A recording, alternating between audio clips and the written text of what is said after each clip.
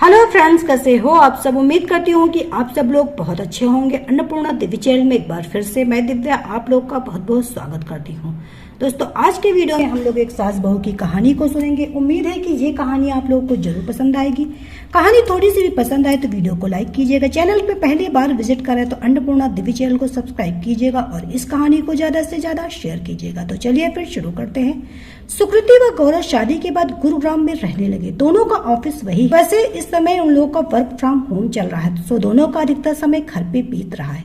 सुकृति दिल्ली की है तो उसका अपने परिवार जैसे मिलना जुलना हो जाता है, किंतु गौरव का घर आगरा में होने से उसका घर वालों से मिलना कम हो पाता है। आज लंच करते हुए मम्मी का फोन आया तो गौरव बार बार यही कह रहा था, आते हैं, जल्दी ही मिलेंगे, कुछ दिनों में आकर मिलते हैं। बात को खत्म होते सुकृति कहने लगी, क्यों ना हम आगरा चलें, अगला वीकेंड वही मनाते, सबसे मिलना हो और 2 दिन संग रह भी लेंगे। आइडिया तुम्हारा अच्छा, मन तो मेरा भी जाने का है, तो फिर चलते हैं। तुम कल फोन करके मम्मी को आने का बता देना। सुकृति आगरा जाने के प्रोग्राम से खुश थी। उसे अपनी सासू माँ बीना जी से मिलकर अच्छा लगता है। घर में सास ससुर के अलावा जेठ जेठानी शिल्पी और उनकी 3 साल की बिटिया गिन्नी भी है। खैर नियत समय से वे आगरा के लिए निकल गए और समय से पहुंच गए। सबसे मिलकर अच्छा लग रहा था। गौरव तो पहुंचते ही गिन्नी संग खेलने में लग गया। दोनों की पसंद का खाना बीना जी ने बनाया।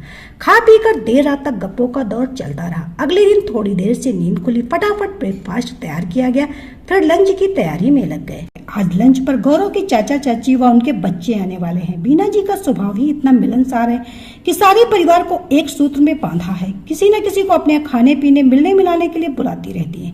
सुकृति और इसकी जेठानी ने बीना जी के साथ सभी की पसंद का लजीज खाना तैयार कर दिया। सबने एक साथ बैठकर खाने का आनंद लेते हुए सुकून भरा दिन बिता। सबके जाने के बाद बीना जी ने गर्मा चाय बना लाई और अपनी दोनों बहुओं को देते हुए कहने लगी, चाय पी लो बेटा, आज मेरी बेटियां काम करके थक गई होंगी, सुबह से ही कुछ न कुछ करने में लगी हुई हैं। और माँ आप तो हमसे भी पहले से काम कर रही हैं, थकी आप हो न कि हम। सुकृति के ऐसा बोलते बीना जी उसे व शिल्पी को गले लगाते हुए बोली, मेरी सारी थकान तो अपनी बेटियों को खुश देख मिट जाती है। तुम बच्चे खुश रहो और हम माता पिता को क्या चाहिए, तुम्हारी खुशी में ही हमारी खुशी है। ओ माँ, आप हमारा कितना ध्यान रखती हो, हम सबकी अच्छी माँ कहकर सुकृति फिर गले लग गई। अगला दिन भी इधर उधर आने जाने में निकल गया। 2 दिन हंसते बतियाते बीत गए, मालूम ही ना पड़ा। वापस गुरुग्राम जाने के वक्त एकाएक गौरव की शर्ट का बटन टूट गया। उसको परेशान देख बीना जी ने सुकृति से कहा, जा बेटा, मेरी अलमारी की दराज से सुई धागा निकालना, अभी बटन टांग देती हूँ। सुकृति जैसे ही अलमारी खोली, अव्यवस्थित कपड़ों तथा सामान को देखकर स्तब्ध रह गई।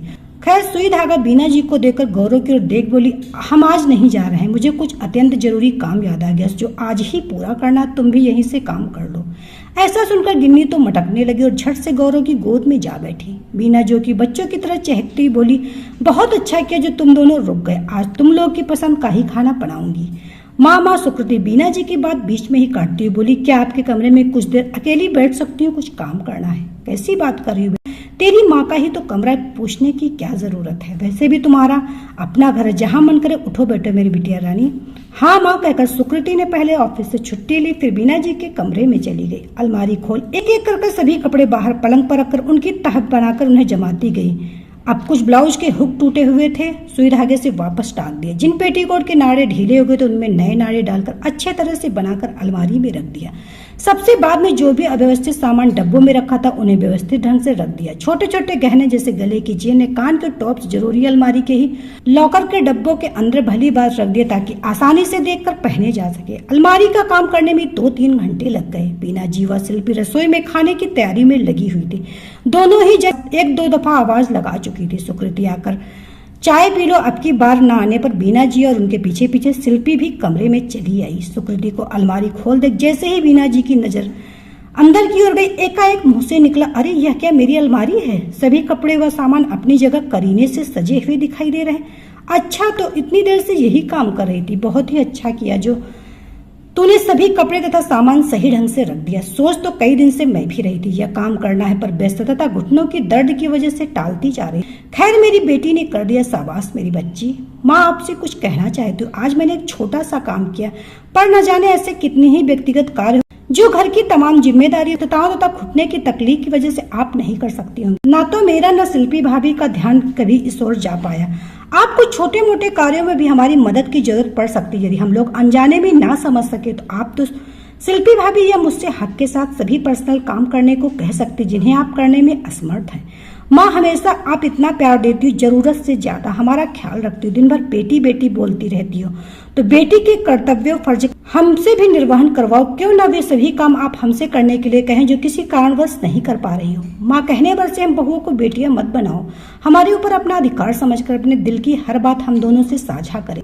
जो भी आपके मन में काम के प्रति विचार विमर्श हो रहा हो या करने की सोच रही, तुरंत एक आवाज दें, हमसे कराएं। आपके इस व्यवहार से ही हम सही मायने में आपकी बेटियां बन सकेंगी। माँ हमारी खुशियों का ध्यान रख, हमें हमारे मन माफिक काम करते रहने से, सिर्फ और सिर्फ हमारे लिए ही सोचते रहने से हम आपकी बेटी कहलाने लायक नहीं हो सकेंगे। इसलिए ज्यादा सोचे समझे बिना वे सारे काम हमें करने को जिन्हें आप करने में परेशानी महसूस कर रही। माँ एक बार फिर दिल से यही बात कहना चाहूंगी कि आप और पापा दोनों ही अधिकार और अपनेपन से मुझे और शिल्पी भाभी से जो भी काम या फिर मन की बात कहना चाहें कहें और हमेशा ही कहते रहें। ठीक है मेरी बच्ची, ठीक है, भाव विह्वल होकर बीना जी बोली। आइंदा से तुम दोनों से कुछ भी कहने से तो ना सोचूंगी ना ही हिचकूंगी। सालों से सोचती थी ईश्वर ने हमें एक बेटी दी होती तो कितना अच्छा होता, अपने मन की कह सुन पाती। पर मुझे क्या पता था इस जीवन में एक के बजाय दो बेटियां मिल जाएंगी जो अपनी माँ से बेइंतहा प्यार स्नेह करेंगी। कहते कहते बीना जी ने दोनों को गले लगा लिया और उनकी बेटियां उनसे मासूम बच्चे की भांति लिपट गईं। आज भूख हड़ताल है, क्या लंच नहीं मिलेगा? गौरव की आवाज सुनकर सब कमरे से बाहर आ गए। बीना जी हंसते हुए कहने लगी, तेरी पसंद का ही खाना बनाए, जल्दी से आजा, सबको भी खाने के लिए आवाज लगा दे। तुम सभी बैठो, मैं गर्मा गर्म फुलके सेक के खिलाती हूँ। बीना जी की बात खत्म भी नहीं हुई कि सुकृति व शिल्पी ने लगभग एक साथ ही कहा, फटाफट लंच निपटाकर हम सभी बाजार अथवा मॉल जाएंगे, फिर वहीं से माँ और पापा के लिए उनकी पसंद के कपड़े खरीदेंगे। हाँ हाँ बिल्कुल, और बहुत सारी शॉपिंग। बीना जी के कहने का अंदाज ही कुछ ऐसा था कि सभी की सम्मिलित हंसी से घर गूंज उठा।